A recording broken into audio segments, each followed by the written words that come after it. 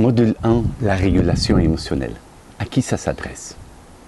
Les personnes souhaitant contribuer à leur propre bien-être ou au bien-être d'autrui à travers la régulation des émotions, du stress, de la peur ou d'autres difficultés psychologiques.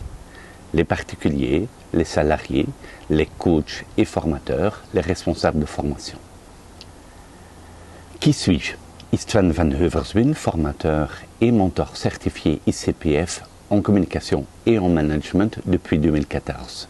Praticien certifié en régulation émotionnelle, directeur de théâtre moderne, organisme de formation en communication et en management. Dans le parcours de la certification communication non violente ou bienveillante depuis 2013.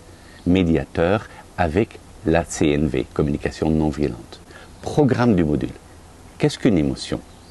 Quelles sont les émotions de base? Les conséquences sur l'être humain. Comment je les prends en compte? La différenciation entre maîtrise, gestion et régulation des émotions. Qu'est-ce que la maîtrise, gestion et régulation des émotions? Faire le bon choix. Les deux processus pour la régulation émotionnelle. Je vous invite à prendre un stylo et un papier, répondre aux questions que je vous pose, arrêter la vidéo pour y répondre, me contacter par mail sur théâtremoderne@yahoo.fr ou au 06 82 35 79 69. Qu'est-ce que c'est, les émotions? Émotion veut dire mettre en mouvement, se mouvoir, mouvement corporel. C'est un indicateur psychique à un instant précis d'un état de la personne que quelque chose va ou ne va pas. Elle s'exprime avec des signaux d'alerte. C'est une réponse immédiate de l'organisme à un stimulus. Quelles sont les émotions de base? Paul Ekman dit les émotions sont la joie, la colère, la tristesse, le dégoût, la surprise et la peur. Quelles sont les conséquences des émotions sur l'homme? C'est une mobilisation totale, physiologique, cognitive, expressive et comportementale. La première question qui se pose, c'est pourquoi cette mobilisation? Cette mobilisation, que nous pouvons appeler stress, est la réaction d'adaptation de l'individu face à toute stimulation. Elle démarre avec un signal d'alerte. Comment je prends en compte et j'agis sur ces signaux d'alerte? 3 choix d'action. 1. La maîtrise des émotions. 2. La gestion des émotions. 3. La régulation des émotions. 1. La maîtrise des émotions.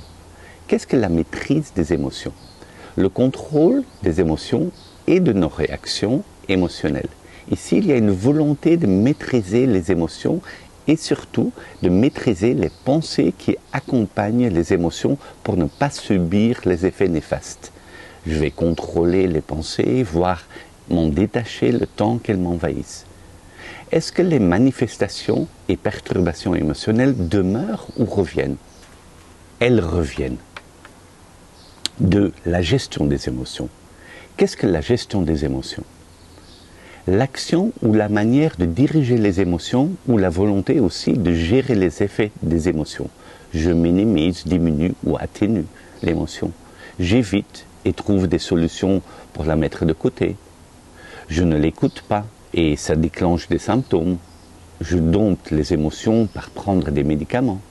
Je l'amplifie pour par exemple me sentir vivant. Je pleure pour me décharger. Je fume ou je respire pour me calmer. Je relativise ou positive pour ne pas être affecté. L'idée ici, c'est d'une manière ou d'une autre de ne pas subir la situation et donc de contrôler le mieux que je peux. Est-ce que les manifestations et perturbations émotionnelles demeurent ou reviennent? Elles reviennent. C'est comme le voisin qui veut livrer un paquet important et frappe à la porte jusqu'à ce qu'on lui réponde.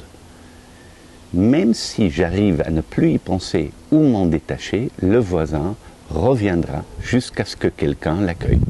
3. La régulation émotionnelle. Qu'est-ce que la régulation émotionnelle?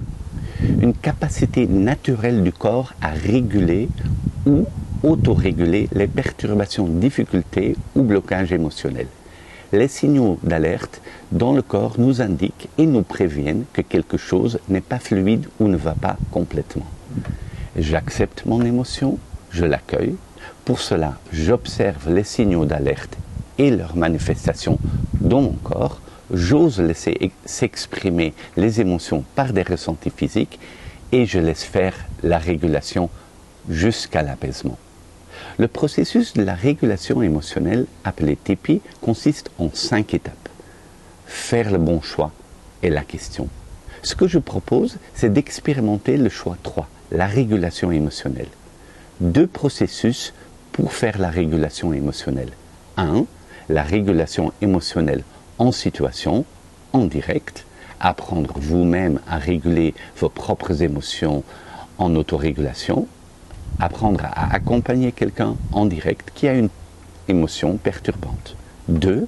La régulation en différé, en temps différé sur une situation perturbante du passé en ayant suivi une formation ou accompagné par un praticien certifié.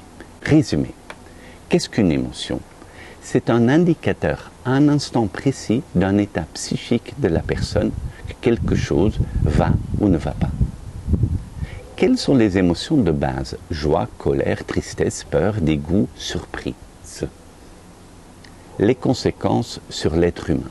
C'est une mobilisation totale, physiologique, cognitive, expressive et comportementale, corps, cerveau, émotions et pensées. Comment je les prends en compte? Par prendre soin de ces émotions. La différenciation entre maîtrise, gestion et régulation des émotions, les 2 premiers, vouloir contrôler et gérer les effets, versus réguler les émotions, c'est lâcher prise et les laisser évoluer une seule fois. Faire le bon choix, la régulation émotionnelle. Les 2 processus pour la régulation émotionnelle, en situation, c'est-à-dire en direct, ou en différé avec l'aide d'un professionnel. Bravo à vous, vous avez franchi une nouvelle étape. À bientôt.